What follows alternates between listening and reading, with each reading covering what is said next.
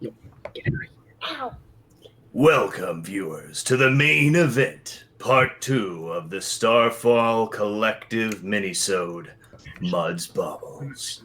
I, of course, am your DM tonight, Josh, and I'm joined by several of my friends. Matthew Talamini, give the folks a wave and tell them who you're playing. Hi, I'm Matthew Talamini. I'm playing Thak the Thunderer, a half-orc bard. And Sir Robert, who will you be joining us as tonight? Get back to me, please. Indeed. Dave Farrell, left barrel of the double barrel Farrell. Who will you be playing tonight? I'm actually Dwight. This is the big reveal. I'm Nice. Dwight not wearing a mask. Looks like that. Now, everyone Take with that note, people. Lifetime movie disease that can't tell faces apart will never be right again. I'm Boog the Bugbear. All right, the Bugbear Barbarian. And Mr. Dwight Canal, the man of shadow and mystery. Who will you be joining us tonight as? I am a big cat named something, and I'm Brooklandish. Yes, you are playing Slaps Hamfast. There we go. That's right, the Tabaxi taxi driver for the getaway tonight. Khajiit has wares. For me, she's top dead center. For you folks, she's just to the right of Mr. Farrell. Aaron in the Crosshairs Crossfield. Who are you playing tonight? Beja also goes by Sparks or Sparkles, and she's a rock gnome who's druid. Okay, I don't think we knew that before. You kept those cards Not pretty been close relevant to your to the chest. story. That's no woodland creatures have been in danger of being harmed heretofore. So I've broken Matthew's rule, and I've not given anyone the opportunity to save a cat or a woodchuck or something. So, but Beja is a very, very attractive rock gnome. She has a particularly striking feature that is bedangled and bejeweled and bedazzled with gold hoops, and that would be her nose, the envy. Extremely rock gnomish nose. Just a real beak. And hailing in the, let's see here, middle right, Mr. Jacob. Jakob, who will you be playing tonight? I will be playing Gilead Blackgallow. Indeed. Man of shadowy magics. Tell me, Jakob, tell me, Gilead, what did you do just before we finished last session that had a very fortuitous chain of successive events? Noticing one of my associates had tried to set alight a canister of flammable liquids, I shot a firebolt at the ground where the thing struck, where the That's right, where Boog's cigar landed. And everything else followed in suit, or in pieces. Indeed. So between explosions and mind-altering magics at the hand of Thak, fully half of the race party crashed and got piled up and basically bottlenecked. So you guys are now at the back of the pack, which is half the size that it once was at the outset. Slaps Hamfast has the reins. Slaps when you drive. Hey. What's that? Hey! So Slaps when you are racing. So I take when you're driving down the road, you're probably taking it easy. You're lounging. When you race, what position are you in? First. Yeah, you are. Oh, man. Yeah. Win or bust is scrawled across the back of his wagon. So you have the big leather reins and you're slapping the back of your Razorbacks. Do you have names for these razor giant, 600-800 pound pigs? Left and right. Left and right. I love it. Louis and Reginald, left and right, are currently giving it their all, and they do not like being behind other critters. Fortunately, they've got giant tusks sticking out of their mouth. So Slaps, why don't you make me an animal handling check to see if you can get as much juice out of left and right as possible, maybe even get the opportunity to take a swipe at another wagon. How's a I 21? think I can help with that if help feel is ya? needed, but it's probably not. Now, Beja, where are you on the cart? Because I would imagine you're up front because you know that you've got to do something soon. I'm on the right side because that is the side where the wall is that we're hopefully going to go through. Yeah, absolutely. Okay, so you're on the right side, scanning, looking for the opportunity to clear an open, take a turn and clear an opening. So Slaps, you rolled me a 21, and unfortunately, the other wagon of hobbits, one of the hobbit wagons got crashed and taken out, but there's another one up front. You see that they have these kind of tube-looking gun kind of things, but there's just a very simple lever at the bottom. Excuse me. And you see that their driver is actually a gnome, and he has got this kind of bizarre cloud of pixie-looking things that are tugging on, just a funnel coming back to a point where it hooks up to the wagon, and he is kind of casting spells on either side of them to try to direct them. So you, Slaps, not only do you gain on this guy, but you've got the choice. Do you use your speed to try to ram and gore one of their wheels, or do you just shoot past them? Just shoot past. Okay. So one of your boars basically make me a either sleight of hand check or a animal handling check, your choice. What does it mean if I have proficiency versus not? If the bonus is the same?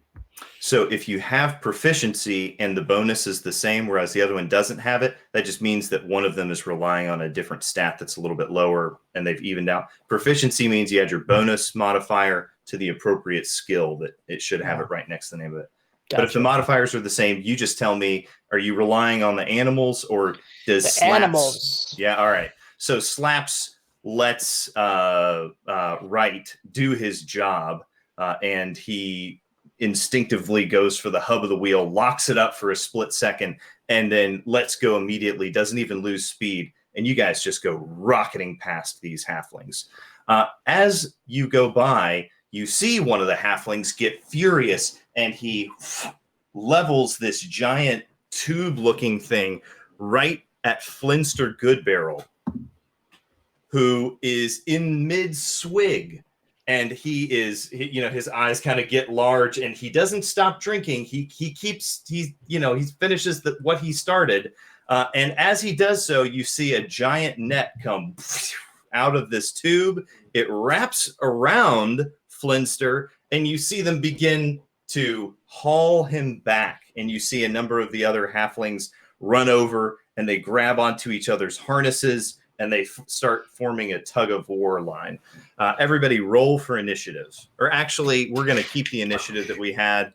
Beja, what do you do? I don't even think I notice. My eyes are on the prize. We are heading down to that place in the wall that I think I can see right in front of us. Very close. Yeah, I mean, there's no end of cacophony going on around you. So the idea that you hear a kerfuffle behind you is, Boog Bar Bayar. But Beja, please do give me either a perception or a nature check. You get to pick. I'll go perception. Okay.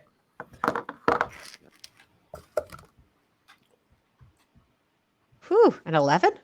Okay. Yeah, so you're basically right now, you start noticing these rocks coming flying by, and you realize that if you hit one of those, that's going to take a wheel off. So your eyes are kind of down and you're just watching for rocks. And you do indeed, you see one while you notice that Slaps is looking left, and you click and point at it, and his cat-like reflexes, you just see his head whoosh, for just a split second. And it doesn't even occur to you that he could even really have registered. But sure enough, it seemingly effortlessly and intuitively, he kind of corrals them out of the way before it even shows up.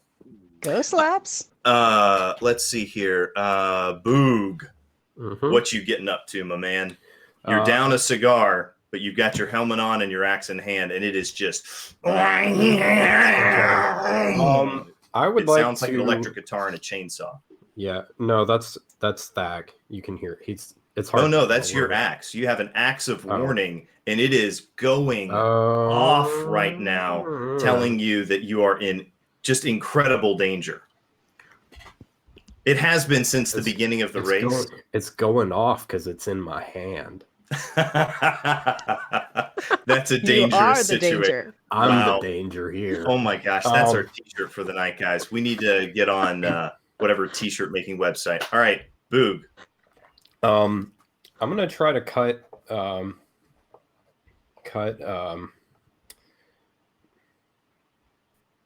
gonna slice the net. Okay, yeah, I give wanna me cut an the- attack. Cut the toe line loose. Yeah, give me an attack. Go. Let's see. Sorry.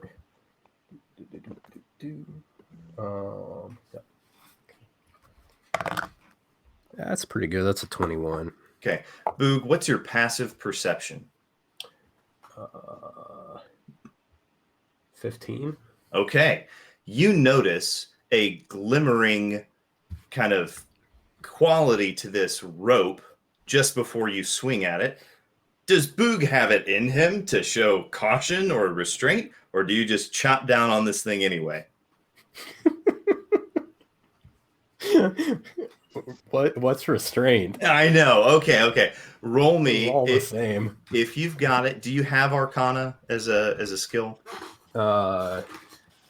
No. Okay. Yeah. Okay. Roll me that beautiful bean damage. Let's see. That's 1d8 plus. Oh no, 1d10 plus 4. Where's my d10s?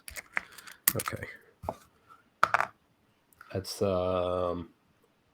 11 damage. Yeah. Excellent. Yeah. Is So it broken?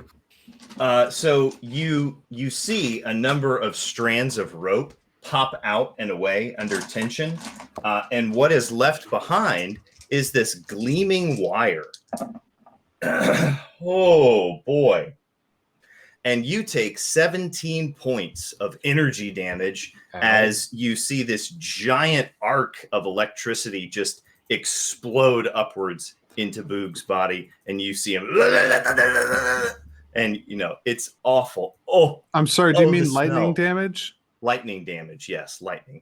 The smell of burned bugbear hair is just, it's stomach wrenching. But Boog, 17 points of damage. Great. Can I? Well, Use your second attack? Yeah. Yes, you can. Boog lifts the axe back up in the air. Give me a roll to attack. It's a D20. I have this feeling I shouldn't hit the. I shouldn't. Oh, but we've already engaged in a course of action. Come on, Boog. Yeah. Come on. Well, if anything, Boog is mad. I should make you make a will save not to go into a rage. Yeah, he's angry at that rope. It shocked him. It's not getting off that easy. Excellent. All right. Second one. Oh, that's even better. He hits it harder this time. 22. Nice. Okay. So I'm gonna let you. Do you realize that this rope is kind of moving around, and if you were to grab the rope, you could have more effective damage against this thing. Okay. Yeah. I mean, that's. Do you do that? Sure. Okay. So make me a Constitution saving throw. Oh, I'm good at this. This is not even fair. It's like 18. picking the kid up and throwing the kid in the van. I mean, it's just 18. not even 18. Okay. Yeah. Excellent. So you grab onto this thing and you feel like, Can I just and you just take it, man. You just take it. Your Can arms I, and your chest. Give it a up. good yank and try to pull the. Absolutely. You've got a hold of it. Roll me damage. All right. I guess that would be just normal unarmed strike. No, you're using your axe. Oh, I'm using my. Oh, I see. I hooked it with the axe. Yeah. Okay. Right. All right. That is a 7. 7 damage. Yes. Okay, excellent. You come whacking down on it, and you take another 9 points of damage, but you realize some of it got mitigated because you were holding on to it. And so you feel some flow across you, but that doesn't really hurt. It's the stuff coming through the axe. All right. Mud, your driver is performing admirably. Your blaster is taking point and keeping eyes peeled. What are you doing? What are you up to? Harcourt only cares about 2 things right now. 1, helping Sparkle get us into the place for the heist that we need to go, because that's where the real value is. And 2, making sure there's no chance that we win this race, because that's where the real value is. Okay. So right now, your driver has just shot ahead of the last place, and you guys are now in next to last place. And there's more than a handful of carts in front of you, but you realize he is on track to pass at least 3 of them. And how close are we to the place where we diverge and go on our special? Do you shout this question aloud? Yeah, I ask Sparkle. How far to whatever? So you shout this into her ear. And I start counting down backward. 12, 11, 10. Nice. Okay. Do you do anything else? What's that? Then I'm not worried. If we're leaving the race before we're in first place, that's totally fine. Okay. Gilead, you have already caused some amount of mayhem with your magics. What will you do now? Uh-oh, you're muted. We can't hear nothing. There you are. Okay. So, how far away are we from first place?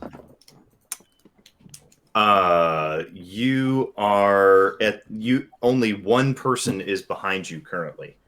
No, I mean distance-wise, 30 feet, 40 like 120 feet. 120 feet. Yeah. That's not going to be any good.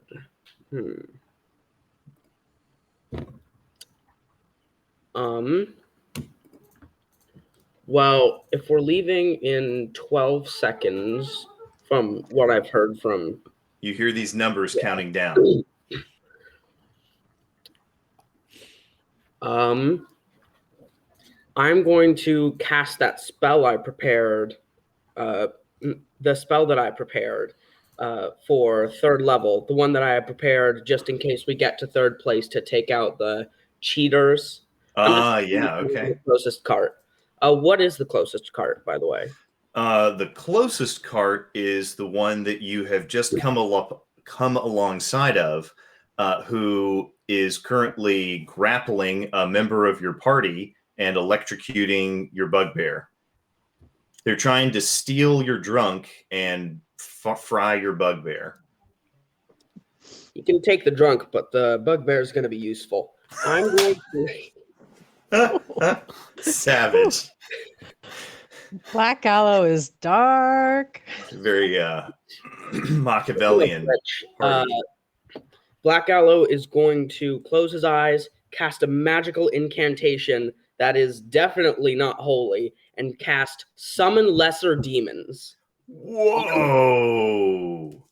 And where exactly are you summoning these lesser demons? I at least want one to pop right in front of the face of the person grappling the drunk. Okay, so on their cart, great. On their cart, definitely. Yeah. I want one to pop up there specifically, but the others can pop up wherever. Okay, sure, yeah. And how many of them are there? How about not on our card? That's what I did. I assembled it on just their a suggestion. Okay, so yeah. Yeah, wonderful. Let me make a couple of rolls and find out how that goes. Wow. Okay. These demons pop up and they just grapple. They see the halflings doing a tug of war, and so they jump onto the back of the halflings and pull and help out. And Flinster just goes woo, flying. Boog, you've got a hold of this rope. Are you going to go with them, or are you going to try to? Well, yeah, I guess Boog's holding it. Boog, you feel this rope begin to surge out of your hands. Make me an athletics check. Versus all 8 demons. Versus 4 halflings. 8? You said there are 8? 8. I get to roll, and one of the choices is 8 demons of rating 1/4 or lower. That's the one I was hoping for. Okay. Lovely. Okay. Yeah, so there's just this horde of imps pulling on these halflings.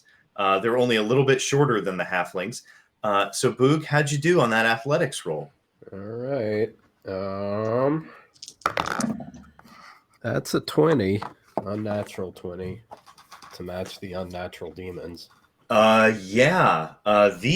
All of these creatures get this maniacal look on their face, and they start pulling, and you start sliding off the cart, and your nails grip in, and we see Boog's eyes just burst into even brighter flame, and he yanks, and all the halflings come popping off. Their feet come loose, and they come wrested from the grip of the demons, and you now have a fishing line of 4 halflings dangling from your hand. And they are basically dragging on the ground, catching rocks. Fortunately, they've got thick leather vests and armor, so they haven't. So yeah, okay. But they're like, ow! No! See if I can maneuver it so that they start hitting stuff. Okay, Mr. DM. Yeah, that's all you get to do for this round. We'll talk about that next time. Yeah, Mr. Thack, did you get skipped? Thack the Thunderer has an intelligence of only 10. Okay. He needs to make a roll to find out whether he notices that one of his companions is summoning literal demons.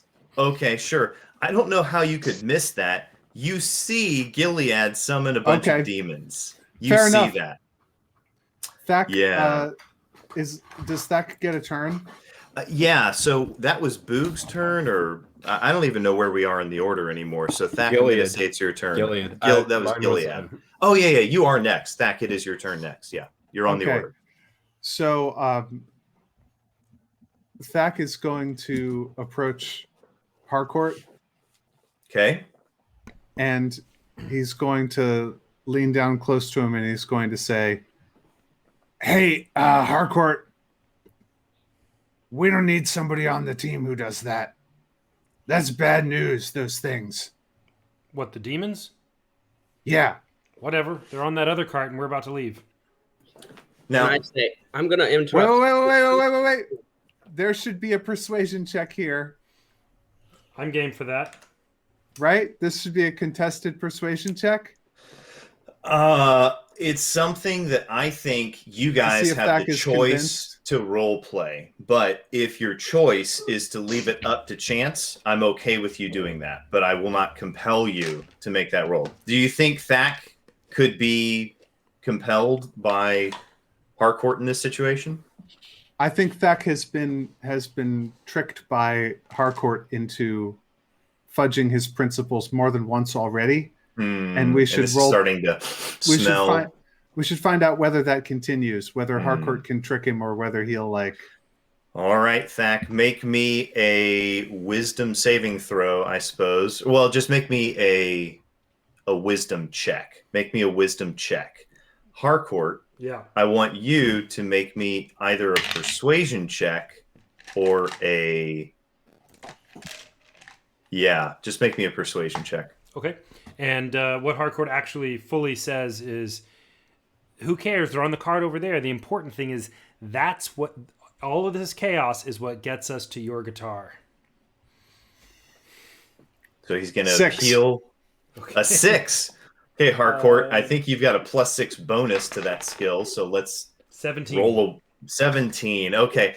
Yeah. Thack, Harcourt knows, he sees your concern, and he just locks eyes with you, and he just, he brings you back to that guitar, and you realize you've been apart from it for 6 years. This tugging at your heart, even deeper than these principles that you've spent literally psychologically like decades and decades forming through your nightmarish dream loops and stuff. You feel compelled to get back that guitar. All right.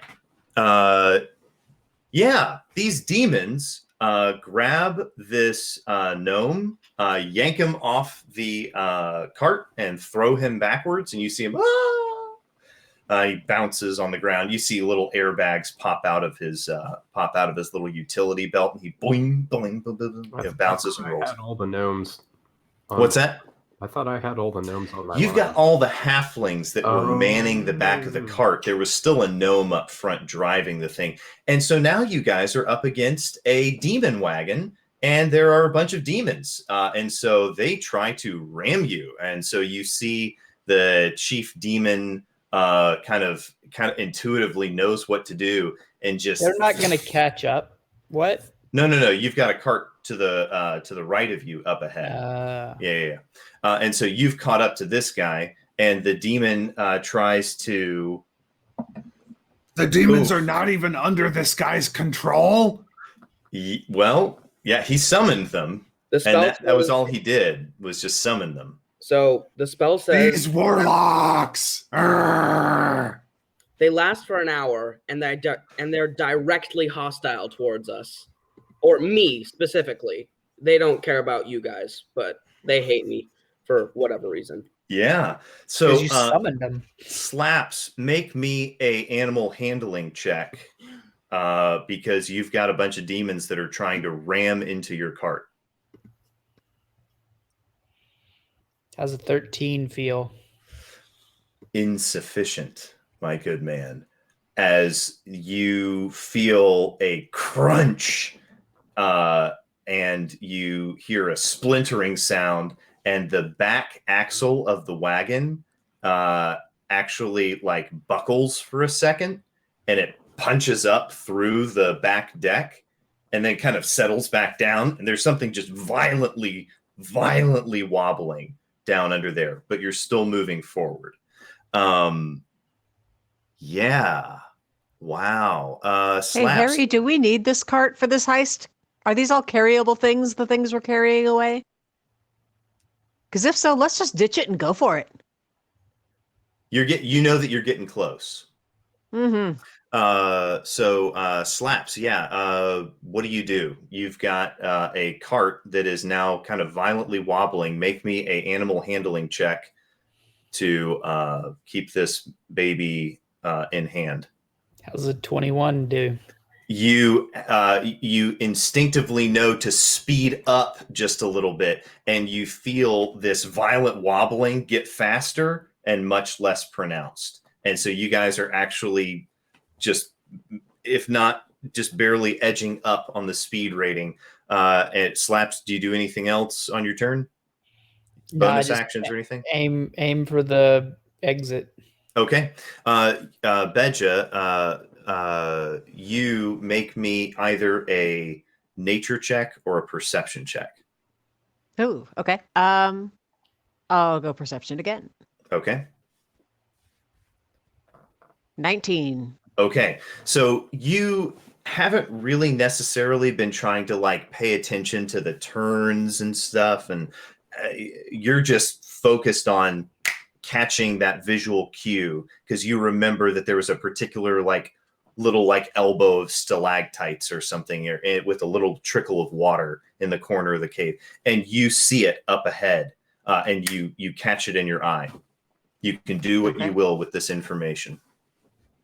It is still your turn, so you've got a chance to react. Okay, I'm holding my staff of striking, and I'm just going to leap from the cart and sprint toward that aperture. Okay, make me a acrobatics check to leap off of a full tilt cart, race cart. All right, an 11.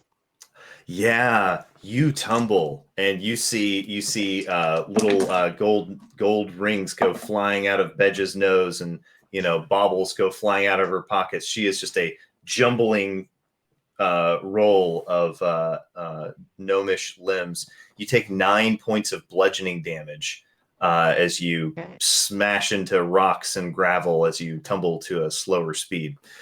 Do I have to log this on the screen somewhere?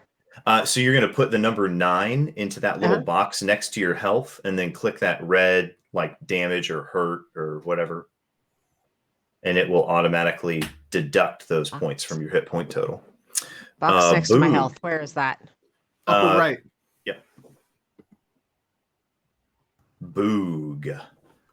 You've got a fishing line of halflings dangling from your hand, and you see a couple of them let go, and you've still got the one that is kind of like clipped to the harness. His harness is clipped to the rope that you're holding, and so you've got this last one, and he's kind of hovering in a few inches above the road.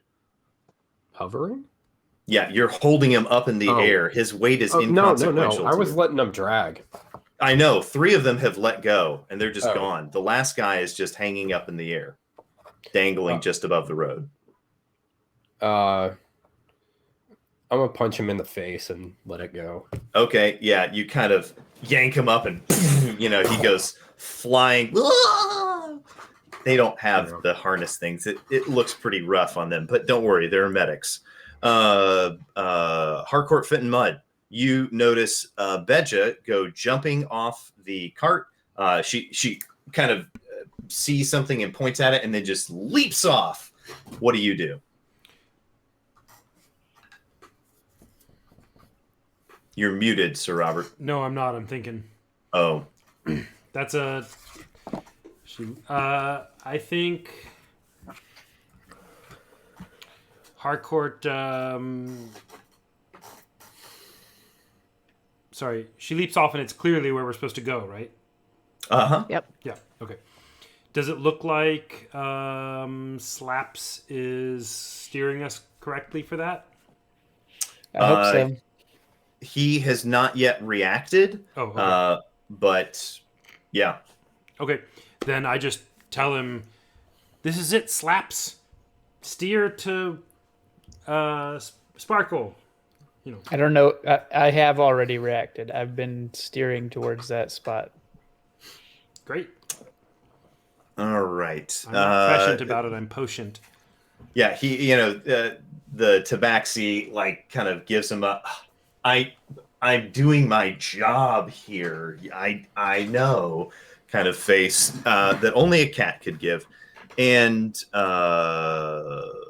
Gilead, you've got a whole wagon full of demons that are gunning for you, and you see them all begin to draw weapons and cast spells and pick up random objects to throw at you. What do you do? Now would be a perfect time for my supreme combo. I'm going to Misty Step and Invisibility so that I appear right next to where the rock gnome jumped off. Okay, so you just disappear from view, and make me if you'd like, you can make me a stealth check, because you are basically creating an opportunity for yourself to just hide by virtue of what you're doing. So we'll just see how well you place yourself.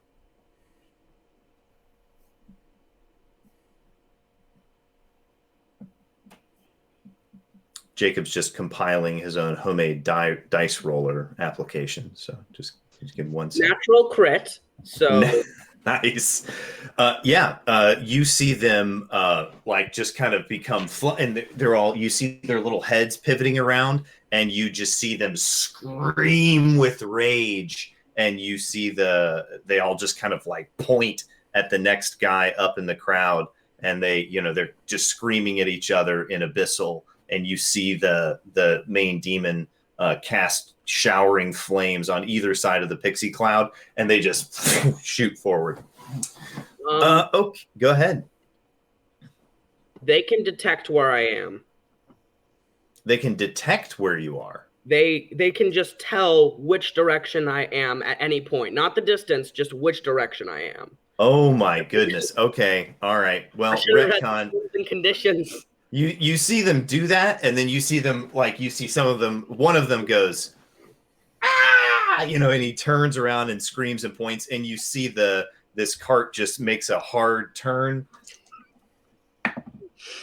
Oh man, you see it just make this power slide U-turn in the middle of the raceway, and it is instantly turned around and shooting straight at you guys.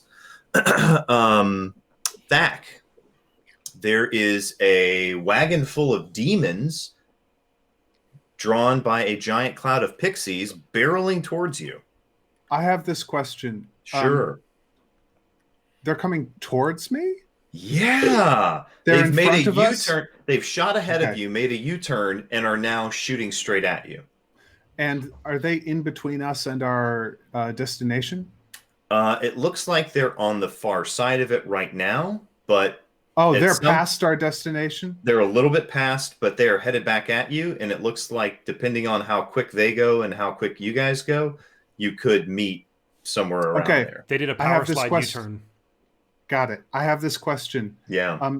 It seems as though my comrade Beja has fallen off the cart. You watched her jump. She intentionally leapt. But she seems to have missed her acrobatics. Correct. Does it seem as though she needs help? She's necessary to the plan. So yeah, I want to, if she needs it, I would like to use this time for Thack to reach down and try to grab her and haul her back up on the cart. If we need to, I don't know what the situation is. Explain she's it to me. Jumped out and away from the cart. You would have to make you'd have to lean way off. Here's what I'm asking. Does she need help to get? Sure. Does she need help? Make me a perception check to see just how clearly you can get a read on her level of health.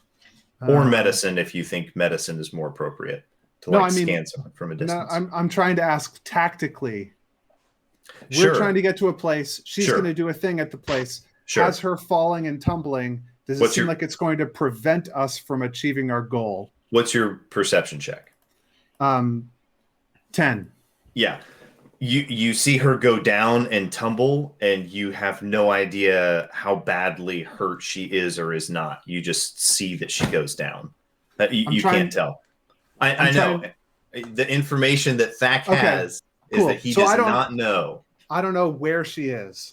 No, you know where she is. You just don't know how badly she's hurt. I'm trying to ask you, has she been left behind me and we need her? Or is she at the place we're trying to go to and it's fine? She has jumped off the cart and tumbled and is just somewhere around. This is sorry. In terms of D&D mechanics, this is where things are getting really sticky, because strictly speaking, on the battle map, she's 15 feet up ahead of the cart. And in terms of real-time realism, yes, I just want to know if we have a problem. No, there's no problem. If there's a problem with the plan, Thack wants to try and solve it in some way. But if there's not a problem with the plan, then Thack is going to go and he is going to how far away are these demons? They're about 90 feet out ahead of you. So so Thack is going to do two things. He is going to just hop out of the cart and start Terminator walking towards the demons.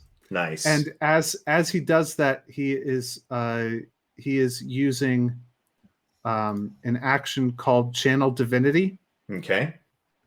To give his longsword imbued with positive holy energy, which allows me to add 4 to my attack rolls. And it begins to emit a bright light as I draw it forth from the sheath. And you see Thack now in his sort of full paladin raiment, actually literally shining with holy energy and just stomping furiously towards these demons. What does sword Thack's... now glowing with mystical light? What does Thack say to invoke the power of the plane of law. He's like, punk rock! Nice. He has not abandoned his old orc battle ways. He keeps it raw. So Thack is now marching at these bros with a holy light just suffusing off of his entire body. His sword is kind of hard to look at. It's so bright. If they're coming towards us, yeah, he's putting himself to where they're going to contact me before they get to the part where our party is like trying to do stuff and get stuff accomplished. I'm putting myself out in front of them. Yeah. I'm putting the glowing sword in between the demons and our plan is succeeding. That's right. You got it. Excellent. These guys made an excellent check to turn and come at you with speed. So they are now hurtling down at Thack. And this, this demon freaks out and he doesn't know what to do. And so he just starts you see sparks emitting from his hands, and you see the pixies kind of freak out, and most of the pixies go one way and some of them go the other way, and the thing just turns and flips, and you see these demons are just thrown tumbling to the ground, and they all kind of spread out in this tumble of dust and rocks and mud in front of Thack. So Thack is now standing with this group of these 8 kind of waist-high, knee-high imp demons all around him. Slaps Handfast. You pull the brakes on this cart, and you kind of come alongside a turn off where, if you want, you can just keep these piggies moving, and you're going to have to really finesse it to not snap an axle, or you can slow way down and take this nice and easy. It's up to you. Keep those piggies moving. Give me that animal handling check there, bro. About to put the hammer down. Natural 20. Woo! Yeah, you see Beja, you kind of go, because you're right there and you feel like you're about to watch, based on your angle, you're about to watch him just smash his wheels apart and crash the cart, and you watch this thing just defy the laws of physics and inertia, and it just makes this button hook and it shoots off, and this cart goes shooting down this tunnel. So your cart is off the race, out of sight in a flash. No one is going to have any clue where that cart went, especially with all the demons and the mayhem and stuff. Harcourt feigns nonchalance, but he was actually biting his nails.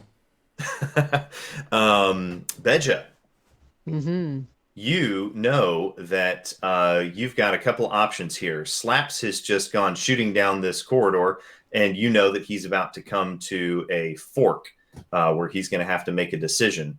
So make me a nature or history check to recall which way to send him. All right, 10 plus 4, 14. Yeah, you shout, "Go left!" Sorry, I'll let you shout that. Left, slaps, left. There we go. Much better. Left, slaps, left. Oh. I couldn't have captured that kind of pathos. So, Boog. Yeah, Boog. You are kind of standing on the back of this cart that goes makes a breakneck turn. Make me either dexterity check or if you've got an acrobatics check to try to keep your feet, and do it with advantage because your bugbear claws are just gripped into the wood. If we're doing it by claws, can I do athletics? Sure, make me an athletics check to dig in. This is just the sheer power of your ankles and your lower body.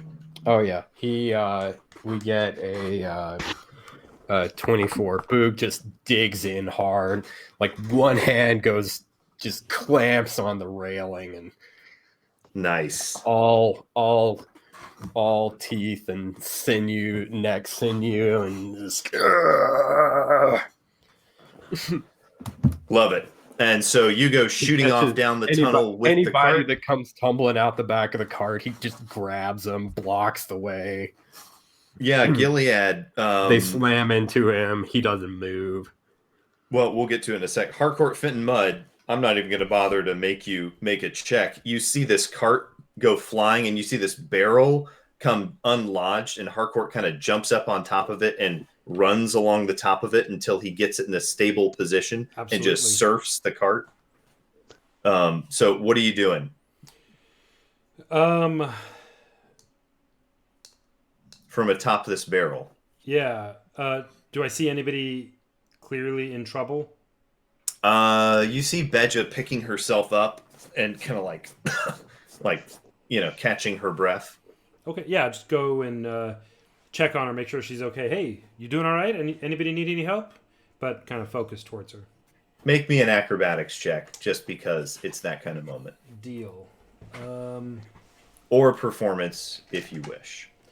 No, I'll do acrobatics. Okay. Let's see what I got. 26.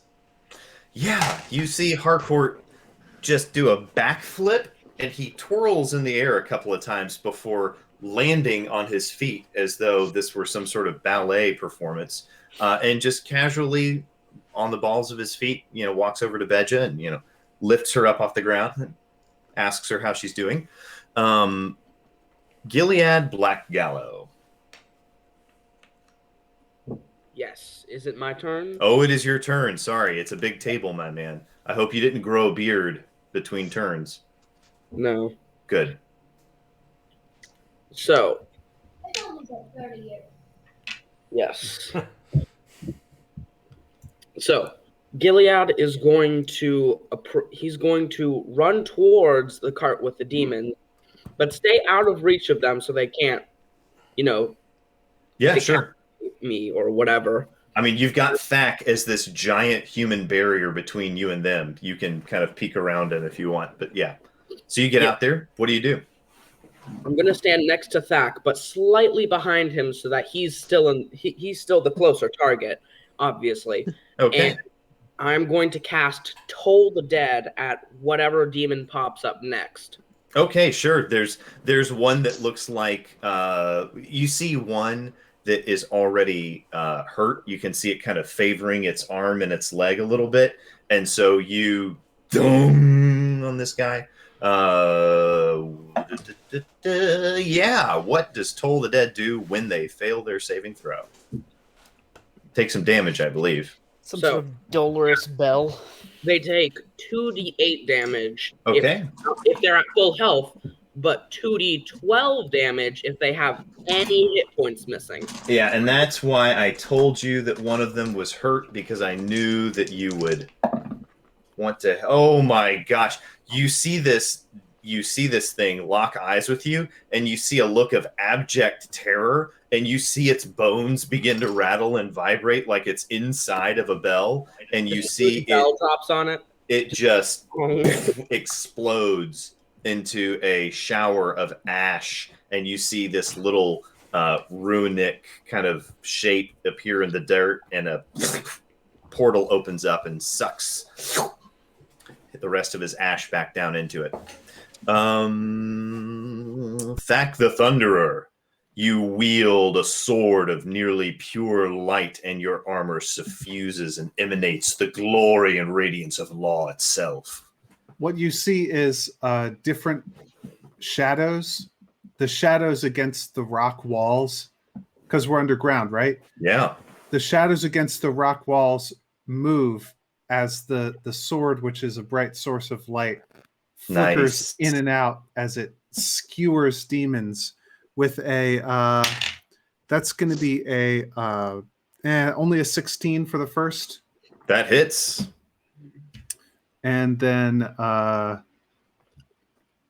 Challenge Divinity give me? No, it only makes me more accurate.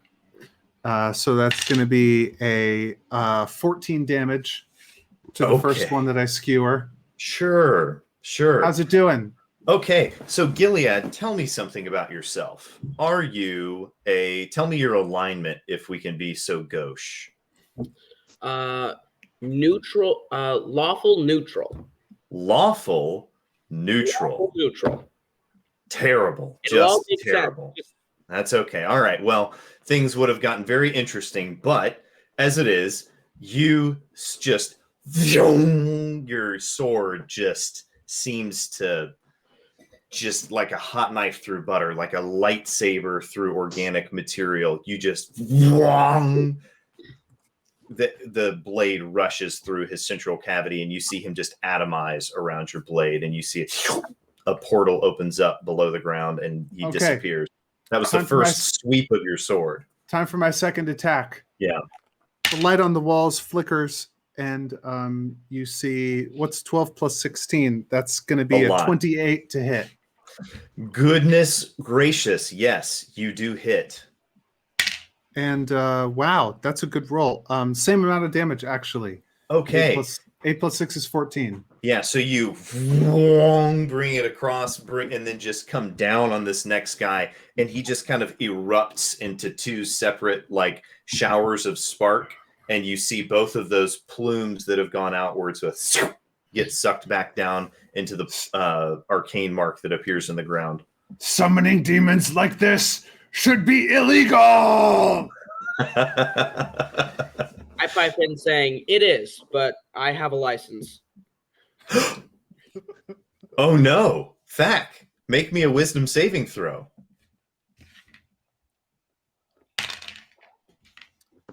15.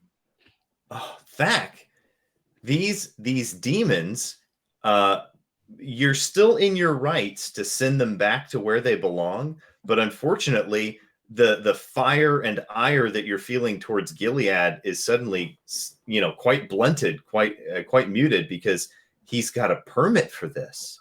So, Gilead would like to point out he has a license to summon, but then I have to get rid of the demons afterwards. So wreak havoc, man. I will be perusing this license in detail. If you will. But provisionally, I'll help you accomplish this. All right. These demons, the 6 remaining, scream in fear, and they kind of turn, and they all focus fire on Thack. And 3 of them, Thack, will a 15 hit your armor? No. Oh man. You see all 6 of them just conjure rays of necrotic, fiery energy, and it's hot and fetid, and it's emitting motes of rot, and it just splatters off of the radiant aura. It doesn't even touch you, and it just goes. You have a magical +2 breastplate. It's like I'm like a crusader here. Yeah, with like glowing steel beams. The necrotic energy just glances right off. Yeah, most of it doesn't even make it to your armor. Like your aura just burns it off, and it just disintegrates against you. Slaps. You hear, and fortunately you've got tabaxi ears, so I'm not even going to make you roll to hear that. But do make me a animal handling check with advantage to navigate left and right to the left, which is quite a feat, and not get hung up on the Y or go the wrong way as you come up to this. What's that? Good thing I got advantage. Indeed, this would be disastrous should you fail. 22. Good. If you had rolled double ones, this would have been a tragic moment. So you bring your cart to the left, and very quickly come to a screeching stop as you are face to face with a cave-in. Beja, you are face to face with Harcourt Fenton Mudd, and about 10-15 feet away from you, you see Thack and Gilead battling 6 demons. What do you do? Okay, We need Thack, and I'm pretty sure we need Gilead, and we were expecting the cave in, so that's not that much of a shock. I think we go join the fight. Okay. I don't know about him. I don't think I can speak for him. I think Beja Beja goes to join the charges fight. into battle. What do you do? I've got a staff of striking, and I can produce flame. Make me an Arcana check. No, I don't think I've got any of that. One moment. Or nature. Yeah, you do. Yeah, I do. I've got a Okay. +4. I've got Okay. 12. 12? 12 is enough. You go, ha, I could hit him with it, or I could cast flame on demons. No. You realize their fire is not gonna be effective against these guys. All right. I've got a staff of striking, which is a melee weapon. Which is tremendously effective against these guys. 5-foot reach. Just you take a couple of steps and just bring it Smash. down on one of them. Make me a attack roll with this staff of whacking. That's going to be a D20 plus the column that says hit/DC next to your staff of striking. Okay. Then I've got a 22. Nice. Roll me damage with this thing. And wow, Damage So of with- 1? Beja, Okay. with this staff, you have 10 charges right now. You can Okay. expend 3 charges to roll an extra D6 added to the damage when you hit. That's right. Yeah. And you can do up to like Okay. 3 of them. Yeah, that's yeah, up do I to want to you go to out in decide one whether you big want to do swing? it. Yeah, I mean, hey. But if you're looking at So- your sheet on D&D Beyond and you click the purple word Staff of Striking, you'll Yeah. see a thing Uh-huh. come up with like Okay. charges and a bunch of little squares next to it, and that's Got where you it. can Okay. you can keep track of the charges that you've used. Thank you. Okay. Do the coolest thing. I think I've got 2 swings in me. I'll make my first one use 6 of the charges. You Is that can how use this up works? to 3. You can use up to Up to 3. 3. Okay. Okay, I'll do that. Excellent. You bring it down on this thing and you see it crunch down to the ground, but before it hits the ground, a portal opens up and just sucks the rest of it down in, and your staff, has lost all of its kinetic energy on the thing, but it comes to the ground. So you have just blown one of them away. Okay, what are we down to? Like 3 left? 5. 5 left. Okay, I'm going to swing left at about knee height. And knee height for me is pretty low. Okay. And do another extra powerful one with 3 Sure. charges. Roll me the attack. So roll your D20 plus your proficiency plus the skill you use to wield it, which is strength or dexterity. You've probably got it all written down. I'm just going to click the button. Click it. Click the Um, button. Sorry, guys. My screen just went blank. Okay.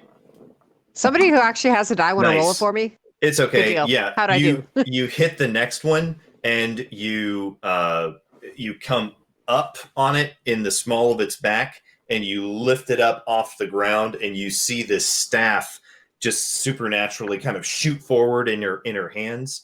And it's like getting hit by a train. You see him just come up off his feet and he just explodes in a shower of sparks.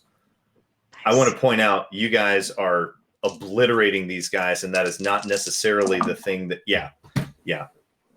So far, you guys have yet to do less than their maximum hit points of damage in a single hit. So, yeah. Boog Bar Bayar. You are now standing on a cart that has stopped still, and you just shot past, or I guess you can tell me if you take your reaction to jump off it. Do you jump off when you see the battle going on behind you, or do you just kind of stand there on the cart and stay along for the ride? Uh-oh, you're muted. Still muted. Oh, sorry. Yeah, no, I think when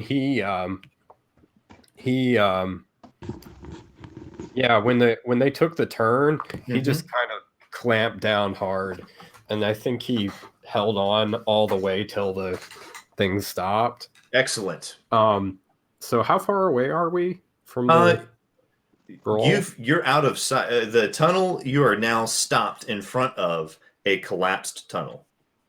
Oh, okay. So you turn and you look at it, and it's just begging you to punch it. Wait, what? I'm just saying the rocks are provoking you. They're like, oh, he's too weak. We'll be here forever. He could punch us and we wouldn't even go anywhere. Oh, he looks anemic, that one. They're mocking First, I'm gonna dig my claws out of the wagon. You unflex your toes, and you rip up chunks of splinters as your toes come up. And then I'm gonna get out a cigar and light it. Nice. And take a big puff. And then I'm gonna go over to those stupid rocks that are. Don't do that, kids. He's a bad character. Don't smoke. And I'm gonna go over up to those rocks that are mocking me. I'm gonna stare them down. And after I take another puff, I'm gonna take the cigar and just grind it in. Okay, so Slaps, you watch the bugbear walk over and try to intimidate the rock face. I don't know what you do with that information, but that's information you take in. Harcourt, Fit, and Mud. Yeah.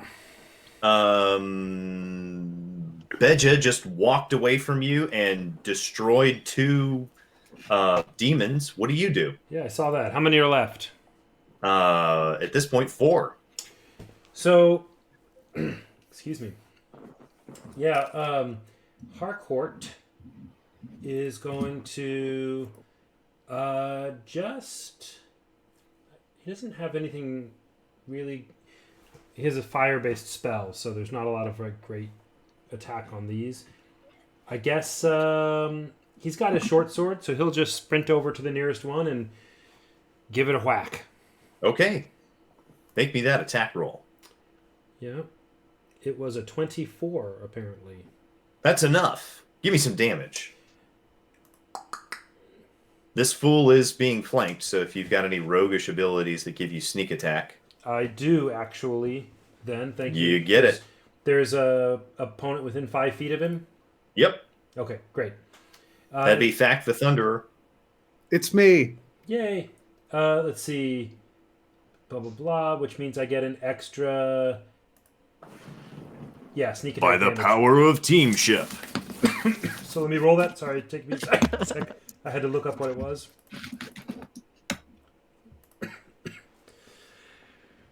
$31 damage. 31. Goo. Yeah, you stick this thing and it pops like a piñata, and little black, shiny, gem scintillating candies scatter on the ground. And they, little black candies and candy wrappers. If you're into that kind of thing, they're on the ground. What else do you do?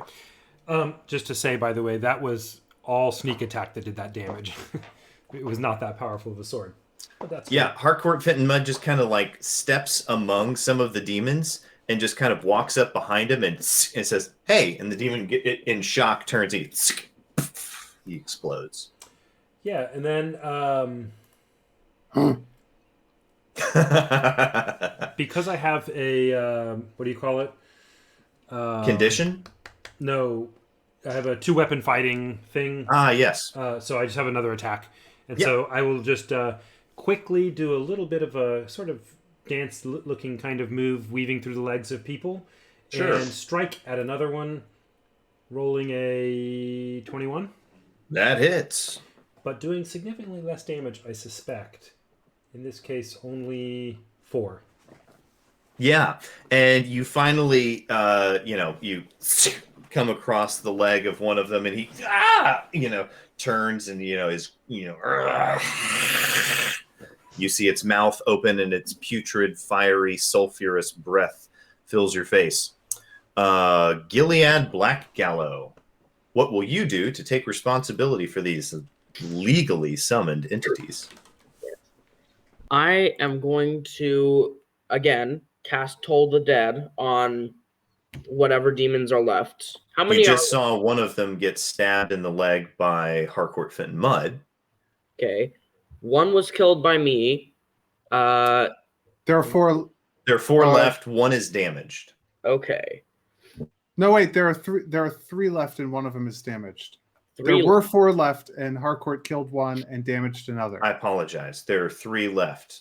Two unmolested. I'm going to cast. I'm going to cast. Wait, where'd it go? Toll the Dead on hurt one, obviously. And what's the DC for that? 14. Okay, so he does make it. Does that mean that he takes half damage? It's succeed. Nothing happens.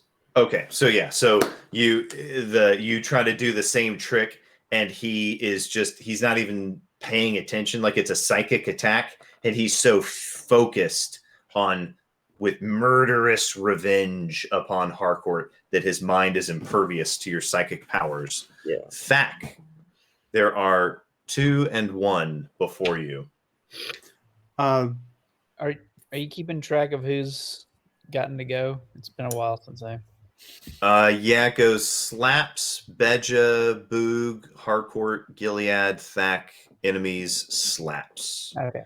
So right now it's Thack, then the enemies, then you. It's a big table, my man. I'm sorry. It's cool. Thack approaches the remaining 2 unharmed demons and attacks one of them with a 21 to hit. That hits. And it's going to do 8 damage. How much of that is radiant? It's magical. It is not.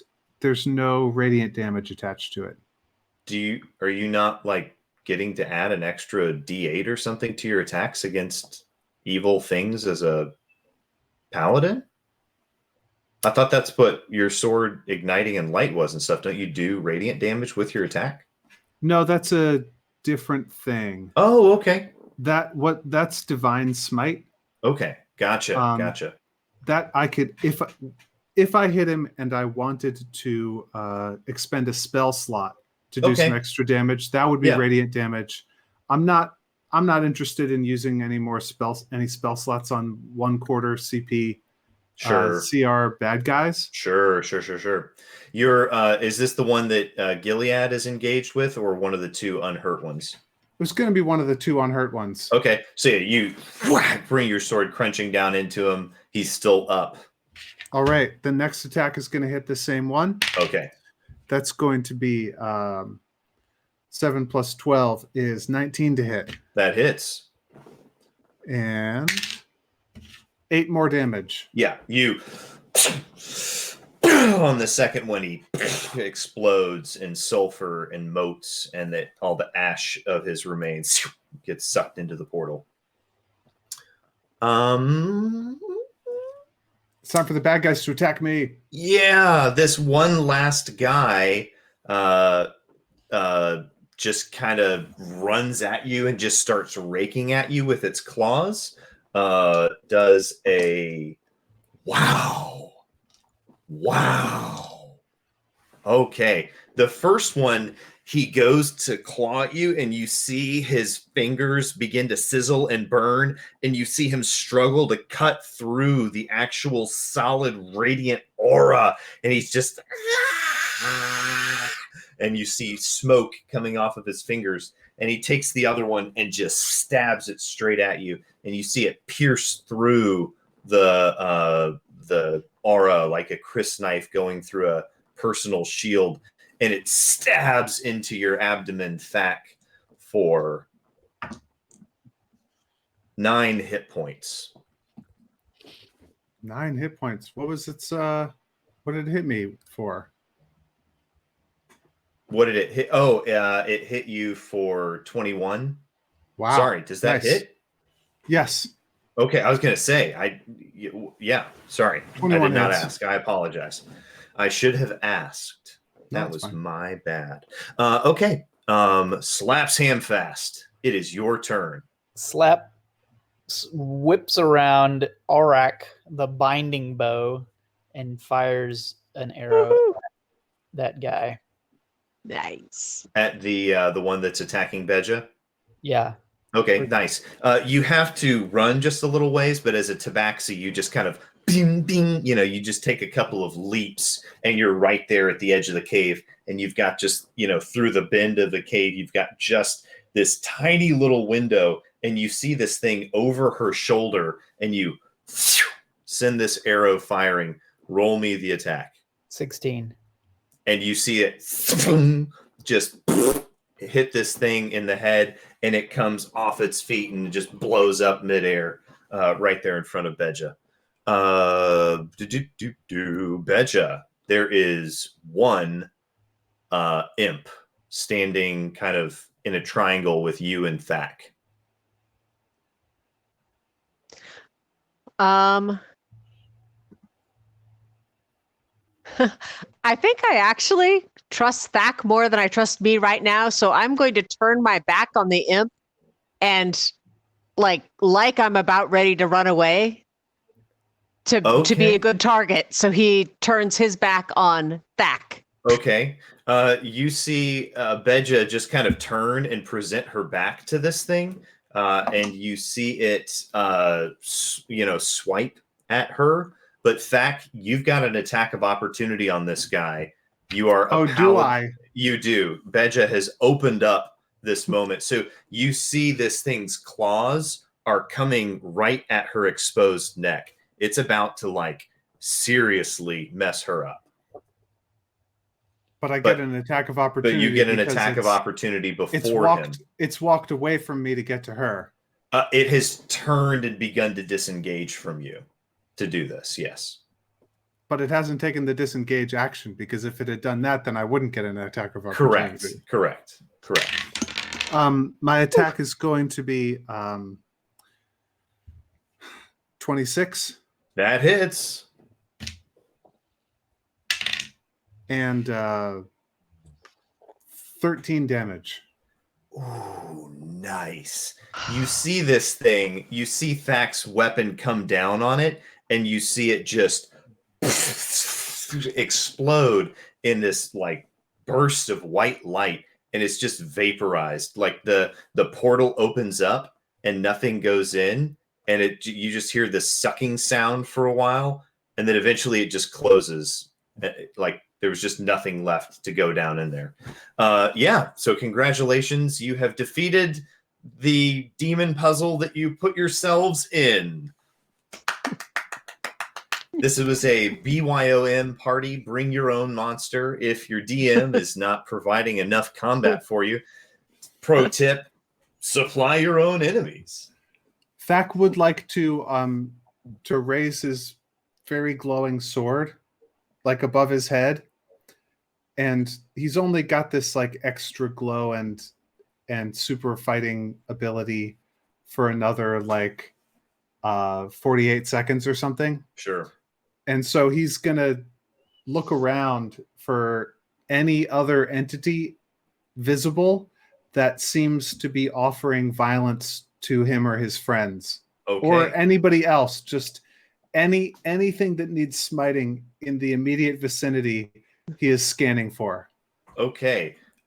You see a group of halflings and a gnome sprinting at you in the distance.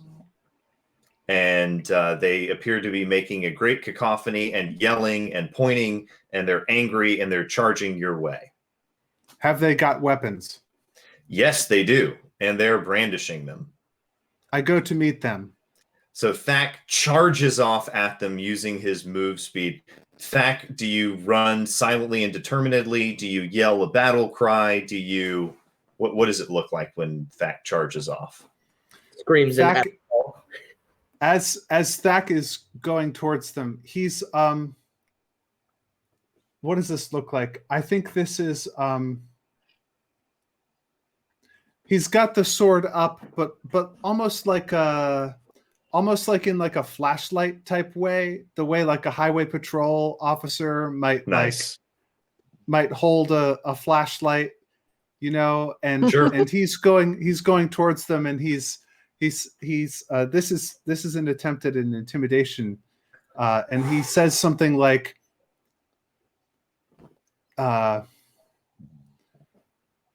I'm sure it has to be against the rules of this race to attack the other participants with those weapons I see you have. Nice. Okay, so you shout this at these guys, and you do this with advantage. Roll me an intimidation check.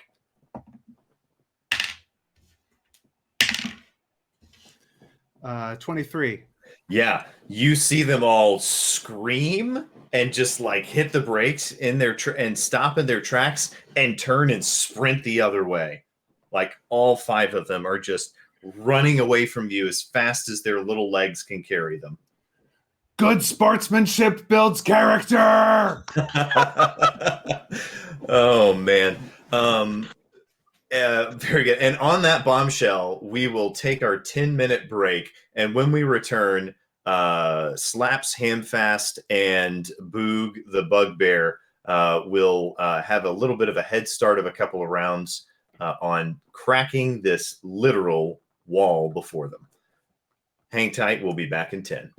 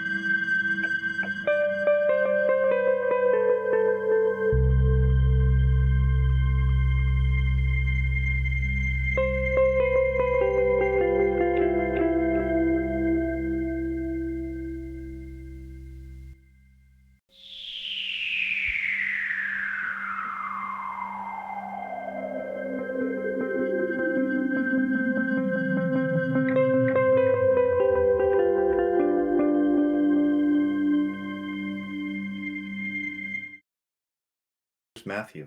There he is. Welcome back to part 2 of this one-off, Mud's Baubles. When last we left our party, something very cool had just happened. What was that? Who did the cool thing? That was Thack the Thunderer. Thack just scared off a bunch of gnomes and stuff that were coming to try and make trouble. And he was like, no, I am the police. You should not make trouble around me. Your actions have been judged unlawful. And they turned and ran. All right, Slaps, Hamfast, you are faced with a wall of rubble and 2 very angry pigs that want to be moving forward at a clippity pace. You are knelt down some distance away with a bow in hand, having just taken out an enemy. What do you do next?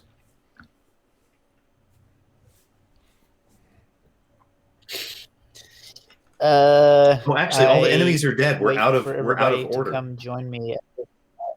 Yeah. So Slaps waves everyone down, and you guys all begin to follow Slaps down the tunnel, and you come to the bottleneck. Now, Beja, you have a particular set of. They find Boog sitting next to Flinzer on the Flinzer's drinking. Boog is chewing on a cigar.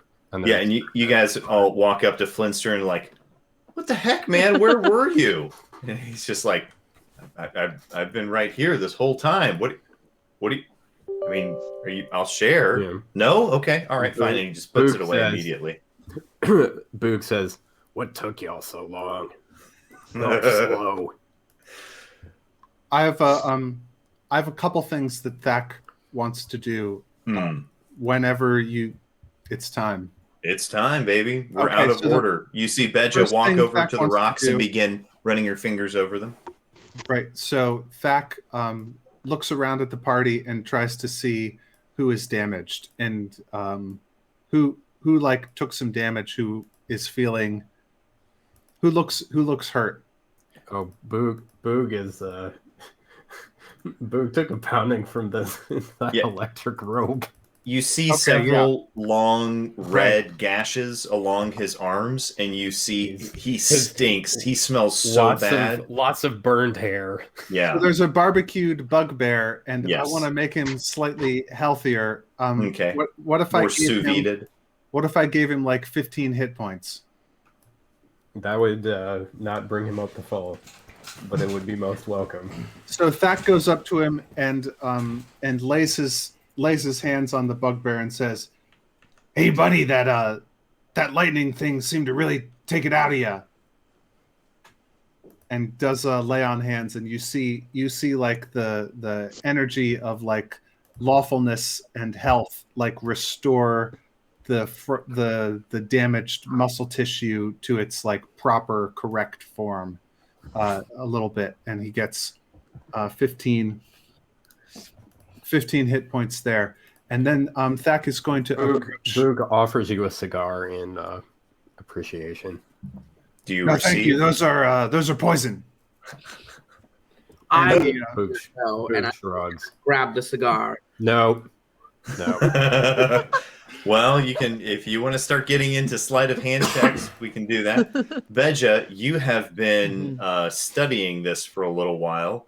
Yeah, I've got a flame growing on my fingertips, and I'm walking back and forth. I can't tell if the left side, from looking, I can't tell if the left side of the fall of rocks or the right side is where our path leads out. So I'm holding a flame up and looking where the smoke is being sucked away. Okay. Turns out it's being sucked away on the right side. Okay, very good. Yeah, so you're good. Yeah, so you identified the side of the cave-in that it's is most presumably most vulnerable, and probably on the left side it's just solid wall, but you know where to blast and whatnot. How are you gonna get rid of it? I just made an assumption there. I'm sorry. I have Thack would like to go up to Sparkles and say tell her about a spell that he has. Okay. I have I can make a noise and it's a really loud noise, and it will break rocks. So, Will it break the rocks above us? Can you target it? It's gonna be a Good question. 10-foot radius sphere of shattering noise. So, Hot dog. just tell me where you want me to put that and when, and say the word, and I'll fire it off. No problem. You're in charge. Just wanted to let you know I'm at your disposal. That's fabulous. I have explosives, but I'd rather save them for the doors to the vault area. Okay, Yeah. so Here and now. This is great. Let's move it. Bedja shows you where to do it, and you walk up to the rocks and you lift up your hands, and she's like, "Whoa!" She like grabs you by the midsection and pivots you 20 degrees to the right. It's like, okay, okay. I mean, now we won't all die. Okay, go ahead. All right. And the rest of us take like 3 big paces back. Boog. Yeah, what do you do? 2. Nice. Aren't you like resistant to bludgeoning damage or something as a barbarian? I don't know. Only when he's raging. Only when he's raging. Yeah. Very good. Okay. So, this normally Thack would do. Is it time? Do I set it off now? Yeah, and by the way, his hammer is now kind of down to a very dull. That's me. It detects. Okay. Yeah, it's never completely quiet unless he's asleep. So, I think that objects don't get to make saving throws against spells. Nope, just go for it. Okay, so I'm going to be casting Shatter at 4th level, so I'll be rolling 5d8s of damage. Okay. And that normally when Thack would do something like this, he would be using his instrument to make the noise. But he had a pitiful little instrument with him last time, but like he lost it somewhere, and he doesn't care about it because it's not his guitar. Right. So he just focuses the spell. He just focuses the spell on, some rubber band that he has or something. You can do it as a thum. I mean, you can literally like power word. Yeah. He starts doing some Mongolian throat singing, and suddenly you hear a resonant note that begins to jiggle your organs, and it's very uncomfortable. 31 points of damage to the non-magical objects that are not being worn and carried that are in the spell's area, which is this pile of rock right where she said. So what is your power focus word that you shout out when you make this blast? Punk rock! Nice. And because the word rock is in it, you see the rocks like begin to particularly respond, and they just begin to like, the large rocks on the outside split, and then those pieces split, and you see this fine gravel appear in this kind of 10-foot sphere, and you see just, chunk, kind of like golf ball sized chunk gravel kind of comes spilling out of this area. And what you're left with, you see on the other side of it, there's a hole that is completely open, and you can see, not light through it, but you can tell that there's tunnel on the other side of this. So what you're left with is kind of toss some fireballs thin... down there. Nice. Just to like light the way, see what we got. Okay. Yeah, you toss one through the hole, and you see it light up, and you see the cavern continue on in a straight line, and it looks a lot more kind of like dank. You can see some kind of like fungus and mold and small cave plants that are growing kind of close to the edge, and then kind of beyond it, it looks like it just kind of goes on in darkness. Bedja, you've got dark vision, I assume, so you can see down the tunnel, and you can see that it's just clear. Yeah, we're good to go. We can just what do you guys think? Is it worth our while to try and take the cart in with us to load stuff up and get it out? Do we really think we'll be able to come out this way? Are we going to just take ourselves in? I don't think so. It's a good idea, Sparkle, but I think we can just get in and get out, and we're taking what we can carry. We're not trying to loot the place. We're not trying to empty it. We're just taking the stuff on the hit list and 3 or 4 or 5 bonus items. Nice.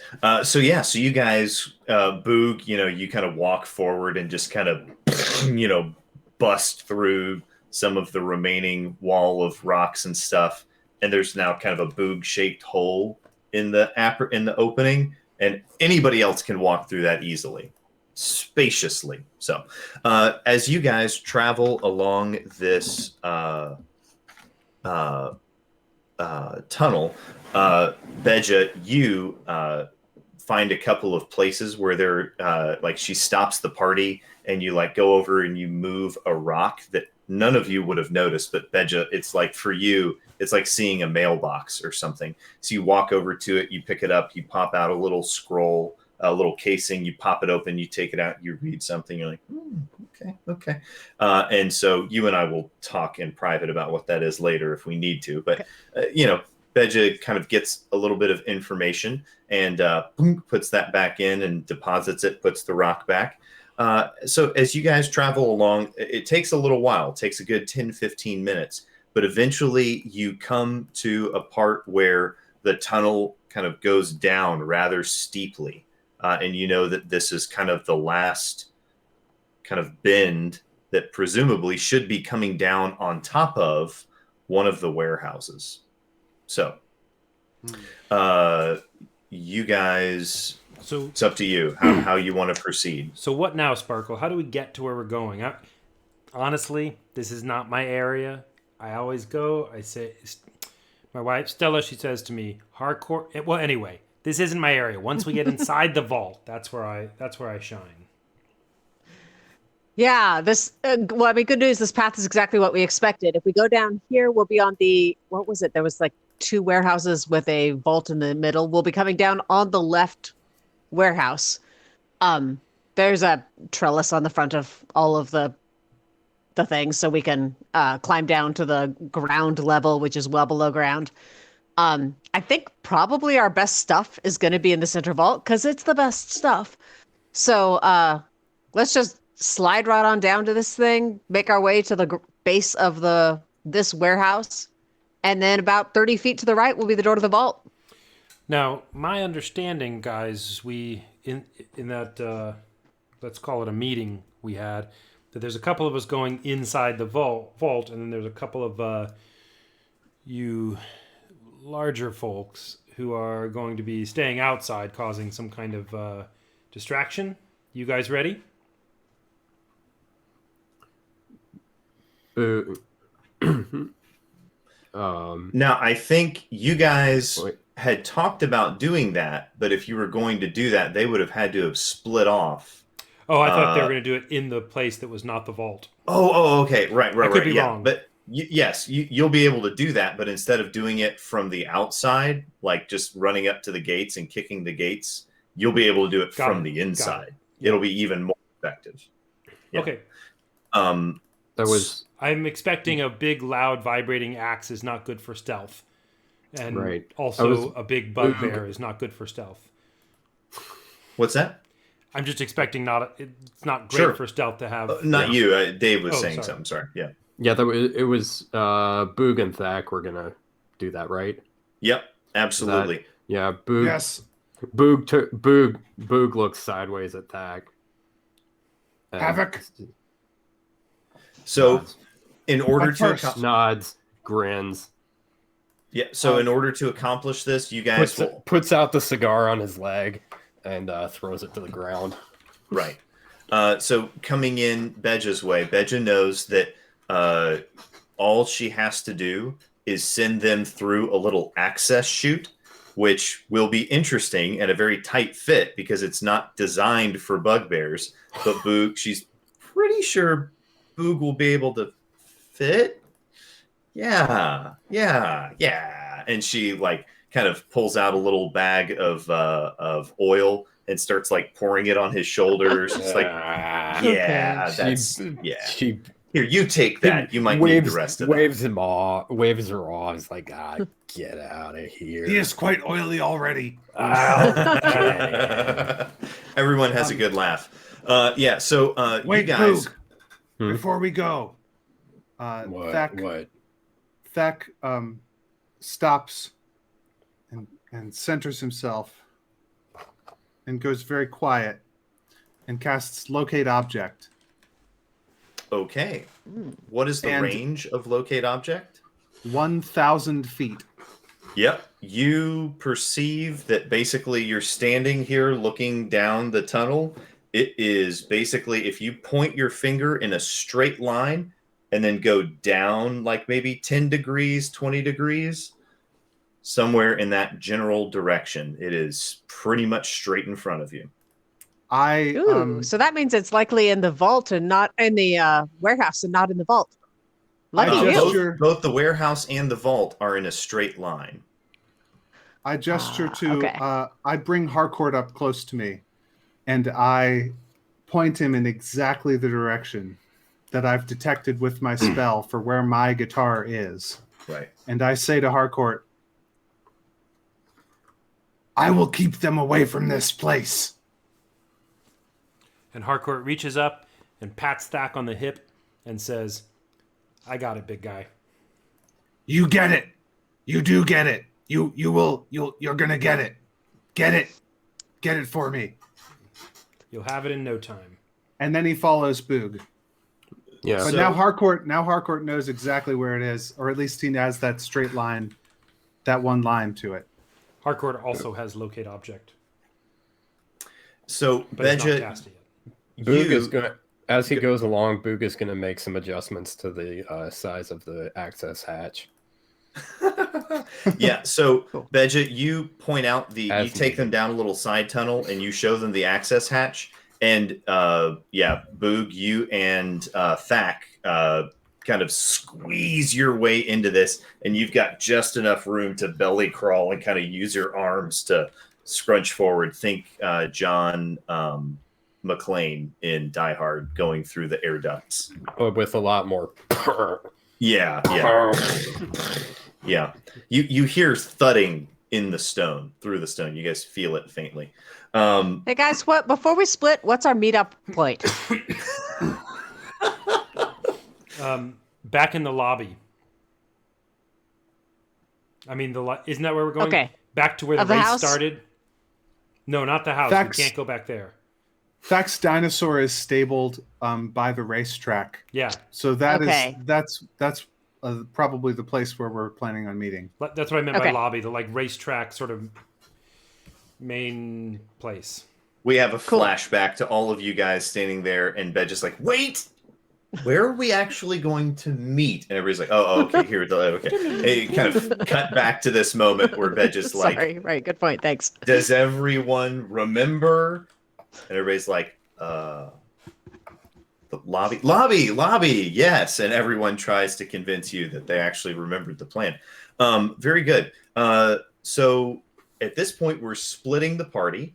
So we're going to kind of rush through some of the stuff that one group is doing, and then we'll kind of rush through some of the stuff that the other group is doing. And I'll try to keep this part of the arc quick so that you guys can come back together. Wait, is Dwight going to turn into a pumpkin at 10? So we've only got 20 more minutes. Yeah. Okay, very good. So Boog, you and Thak crawl your way for a good little ways, and then this shaft just kind of opens up and drops off into like a bit of a ravine, and you see ahead of you, dangling from the ceiling, this wooden beam that's bent, and you see it kind of going off down to the left, and where it gets to you, it kind of turns and goes straight away from you. And you've got to make a bit of a jump to jump out and grab a hold of this beam. And you're going to have to use this beam somehow to get across what appears to be a bottomless pit below you. Because you see on the far side, about maybe 60 feet away, another ledge that you'll be able to drop down onto. All right. Athletics to make the jump to get out there. I'll let you know, once you get a hand on this thing as a bugbear, you've got a kind of overhead climb speed. Like you functionally, if it's wood, you've got a climb speed with it. So you wouldn't have it with stone and stuff, but because this is a wooden beam, if you can make the jump check, you got it. Okay. We'll do.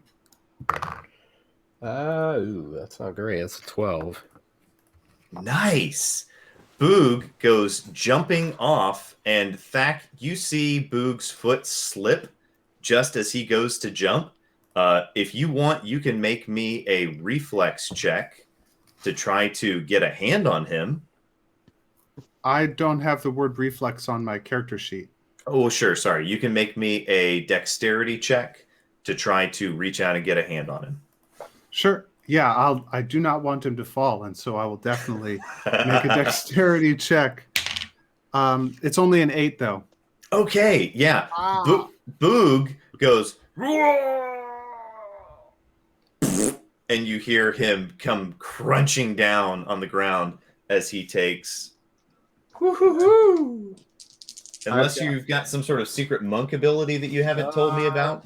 I've got danger sense, which gives me advantage on dex saving throws.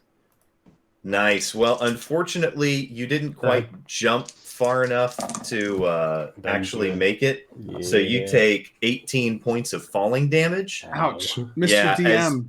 Yeah.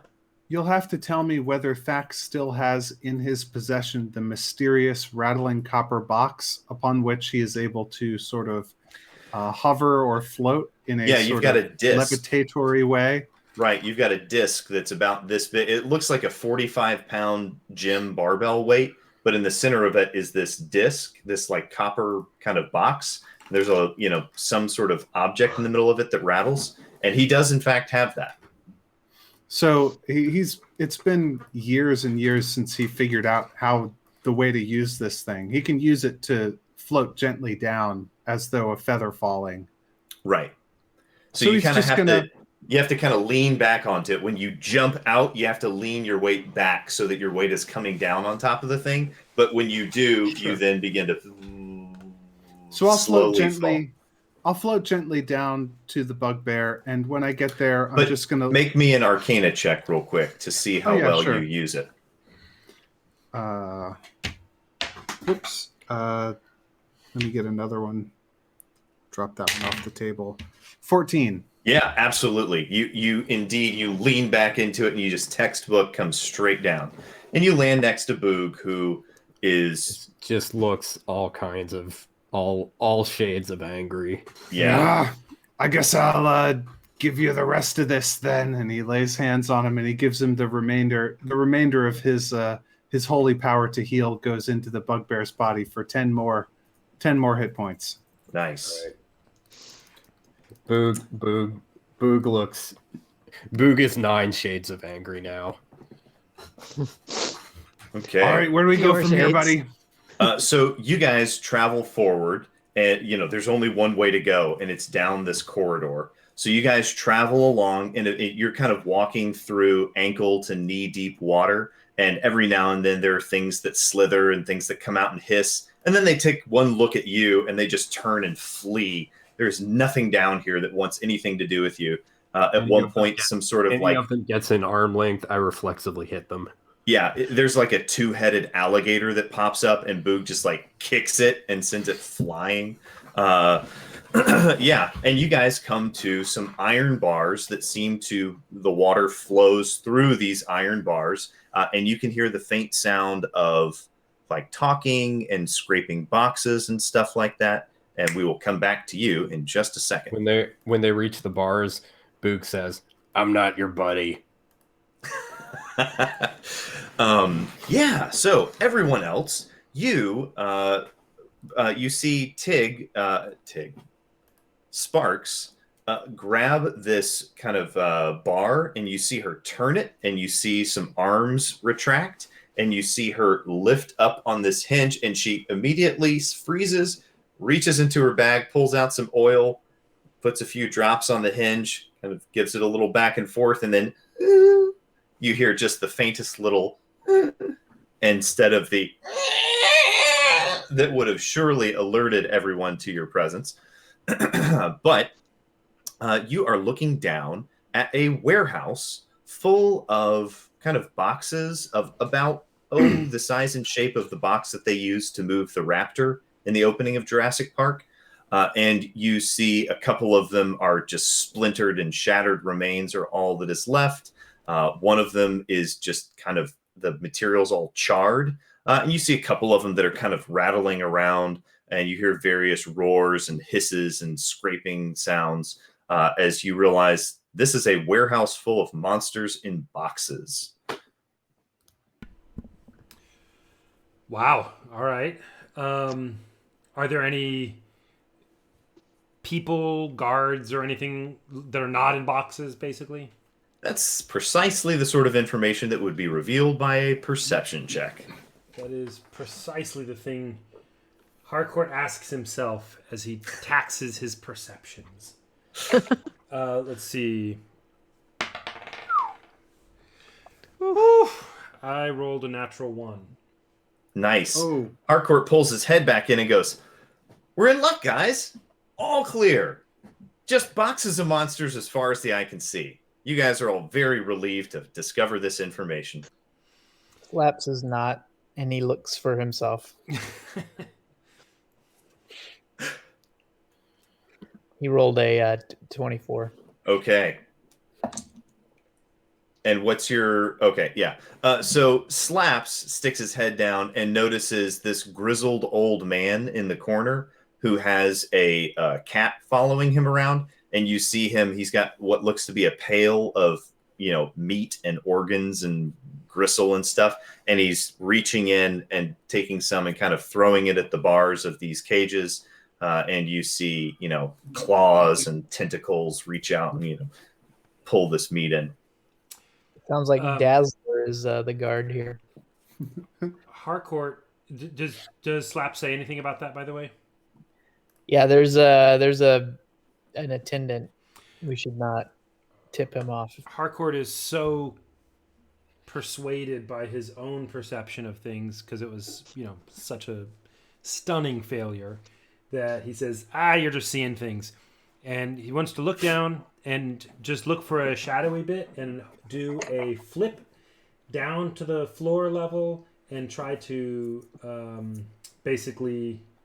This is what he's about to do. Try to just do a little tumble down and land in a stealthy, sneaky hiding area. Sure. There's a outcropping of rock that is enough for you to kind of make as a halfway point to slow you down before then hopping off the rock. Mm-hmm. Make me that acrobatics check. Acrobatics. And then also stealth to sneak, I guess. But here's the acrobatics first. Oh, that's better. 25.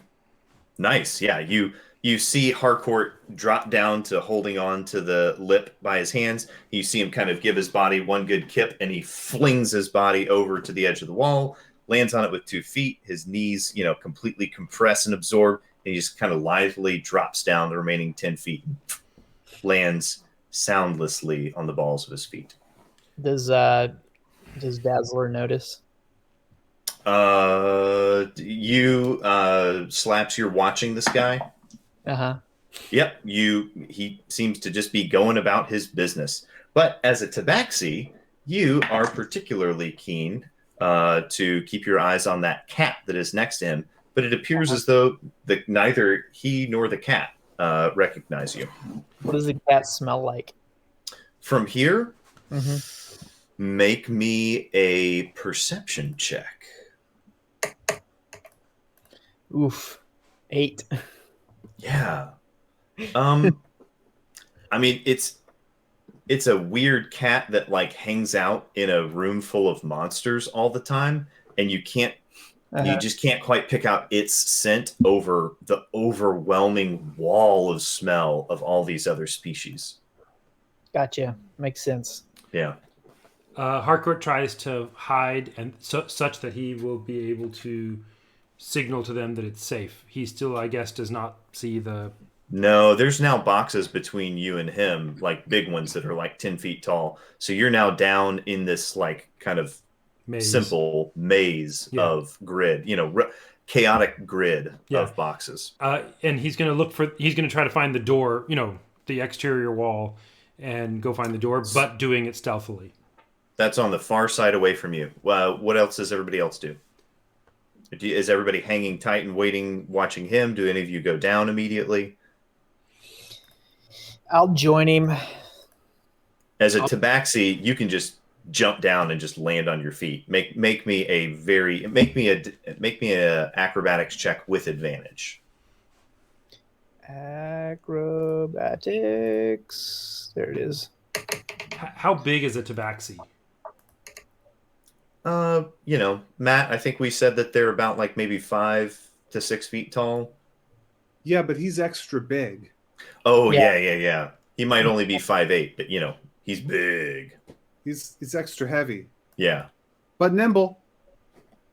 Okay. Yeah. I was just curious about the size because Harcourt's really small. Oh, yeah. Yeah. Well, I got an 18 on my... Nice. Yeah. You just land on your feet completely silently without harming yourself. And you're right there below the aperture that you dropped from. Nice. Unless you want to jump on top of one of the crates or something. It's up to you. Nah. Okay. So you land on the ground.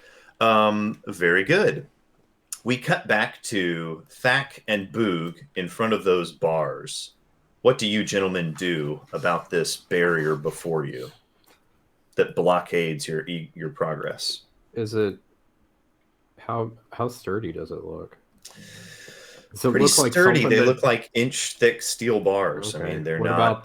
What about the rim of the thing? Yeah. Make me either a. There's no dungeoneering check anymore. Investigation. But if you wanted to make either an investigation or a survival check, I'll let you. Up to you. Survival is much better, so I will use that. Okay. That's 12. So you're looking for weaknesses in the stone, and you Yeah. kind of notice that there's kind of a line of grout all the way around, but it's still grout. It's not like it's sand or dirt or something. But it's not as hard as the stone. Yeah. Thack so context is that Thack has a plus 11 in athletics. Yes. So unless the bugbear has more than that, it should be the bugbear helping Thack to try and dismantle this thing with raw strength, and not the other way around. But otherwise, Thack will say, "I could do the shattering noise thing again, but like probably would break half the ceiling too. So I think we should try and just rip it out first. You want to like get a hand on this with me?" Sure. Yeah, let's do that. So you guys both plant your feet on the wall and lay down on the ground, and you each get a grip of one, and you're kind of back to back. Yeah. And yeah. Boog's a +8, so you're up, Matt. So it's like Thack's like, all right, so help me on 3. 1, 2, and Boog's like, wait, I help what? 1, 2, and then Boog just rams him. Doesn't wait So 21, I'm afraid, is the check. Athletics check of 21. Oh yeah. Okay, and you get help from him because that was with help. That's okay. That's fine. So you're going to get a bonus as well because you're both proficient in athletics and you're both just big, monstrous, hulking dudes. And so you just rip the whole thing out. Like the stones come with the bars, and you just kind of rip out a couple of the bars, and other bars come with the stones that they're all fixed into. And you just pull this whole thing out. You pull this like 300-pound fixture of steel and stone out of the ground. Or out of the wall. Boog holds up one of the bars and he's like, workmanship these days. Yeah, you're holding up the whole thing. Yeah. It's like it weighs like 200 pounds, and you're just like free arming it like workmanship. People don't take pride in the work they do anymore. Shoddy materials, shoddy workmanship. It is a problem. So you guys now are feeling the kind of non-dank and fetid breeze of an actual building, although it is the sub-basement of the building. Gentlemen, didn't we hear some sounds coming out? Yep, you see Boog's bugbear ears kind of begin telescoping just a little bit. Make me a perception check. That's a 14. Yeah, you hear voices of guards. It sounds like there's more than one. They don't sound animated or alarmed. They just sound like they're in conversation, the same tone of conversation you heard before you ripped this thing out. Boog turns to Thak and nods down the corridor. I think you got some buddies down there that way. You want to go pay him a visit? The camera cuts back over to Harcourt Fenton Mudd, who is prowling cat-like between the boxes. Make me a stealth check, sir. Roger. Let's see. That was low for Harcourt for stealth. 19. So it's only like a 19. Yeah, I was going to say an 18. No, 19. Okay, all right. Very good. Yeah, you creep along, and not even the monsters that you're next to get tipped off. Like one time you walk by a box and you hear and it just settles back down. Sparkles, Gilead, you guys are watching Harcourt kind of stealth along down this corridor, and you see the gentleman who is feeding the animals turns and is now walking in a direction where he's going to intersect with Harcourt, possibly. Is there like... So, you go. Do it. Is there some sort of like door where the man could have possibly like went out of? Yeah, it's the one that you see. Right, you kind of stick your head down and look down along the ceiling, and you see a set of wooden stairs that do not look incredibly structurally sound that lead up. They kind of scissor back and forth up to about a 2-story up ledge and a doorway on that ledge. Okay, so I'm just going to... First, I'm going to cast Disguise Self to make myself appear like just some random, servant guy that's just learning the ropes and stuff. Second, I'm going to cast Misty Step to teleport myself down to the crates and look all confused like I don't know where I'm going. Okay. I'm going to walk towards the man and be like, oh, hey, I'm the new apprentice. Could you help me and show me what this job is all about? Okay, so we cut back to a scene of Gilead flipping through a book in Lord Koda's house that you guys have helped yourselves to, and you see him studying a page that has, oh gosh, here we go, come on, Duke Arlo's family crest and family like insignias and stuff, and you see him kind of using some magic to like change the appearance of a tabard that he pulls out of a closet. You see Gilead pull this out of his cloak, kind of wink at Beja, put this thing on and disappear from existence and appear down on the ground. And you walk towards this guy and begin saying this. Oh no! I'm so lost. I don't know what to do. Make me a persuasion check or a performance check with this guy. I don't know what foot you want to try to start off on. So, just a heads up. Last time I forgot to add my expertise onto this. Oh, okay. Well, then don't forget that again. Okay, 20. Nice. Is this the performance or persuasion? Persuasion. Okay, so you're just trying to go straight for the shock and awe. Don't give him time to process. And you see this guy look up at you, and he kind of looks down at the cat and looks up at you and says, "Oh, Miss Peaches, it's been a spell since they gave me an intern. Old Coot Jenkins doesn't have to sling meat and guts anymore. All right, kid." And he kind of shoves the pail in your hands. He says, "Now, the first rule you want to keep in mind of is knowing how far they can stick their claws and tentacles out. For example, and he kind of dingles his hand in front of one of them, and you see a tentacle come whoosh, whipping out, and it just barely misses him by a couple of inches. He says, You want to keep all your hands and eyes and everything, you gotta learn how far they can reach. and he starts kind of like doing a little jig to himself. Oh, cooking, don't dare slap me no more. Woo-hoo-hoo-hoo. Highly appreciated down here. And so you're kind of following this crazy old man around, throwing meat at the bars of these monstrous boxes. Okay. Meanwhile, Meanwhile, hang on one sec. Hold that thought. We will come back to you. Let's see here. Slaps Hamfast. You are on the ground, and you see Gilead appear in front of you, disguised. You see him put on a disguise, and he walks over towards this guy. You're going to have advantage on anything stealthy that you want to do. How do you want to contribute to the insanity of this situation?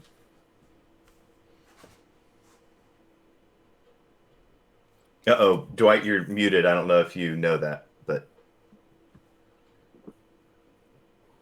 no, I just keep sneaking along.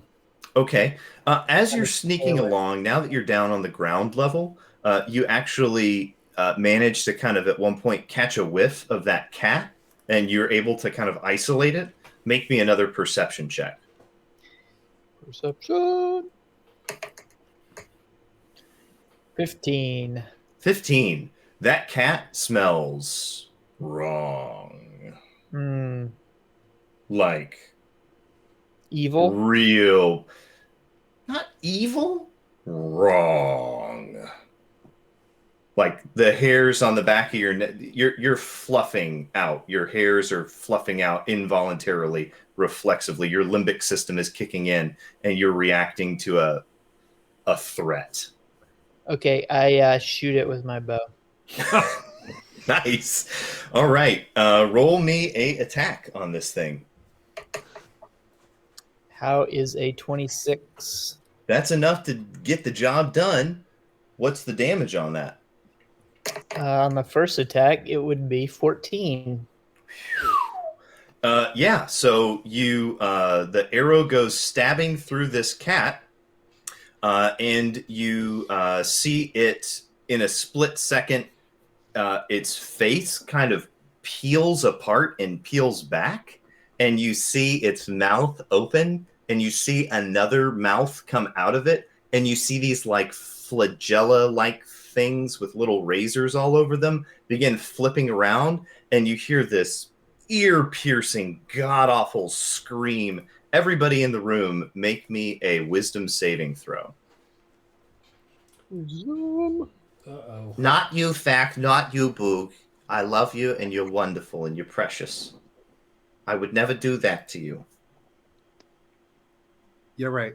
so what am I rolling to do a wisdom saving throw? A D20 plus your wisdom modifier, and if you're class as a druid, you probably get your proficiency bonus too. If you look in the upper left, you'll see a little table of saving throws. Got it. Thank you. Okay. Oh, I have a +6, and that gave me an 8. Yeah, so Beja, you vomit and grab your head as you feel your skull being rattled around inside your head. You effectively have the like poisoned condition, although it's psychic. I don't want to get far into it. You're going to be at disadvantage for attacks and saving throws, is what it means. I'm just keeping it simple. Okay. Thanks. All right. Anybody else in the room? Gilead. 10. Is that? Yeah. You also hit your knees, vomit, and grab your skull and scream in agony. Harcourt. 13.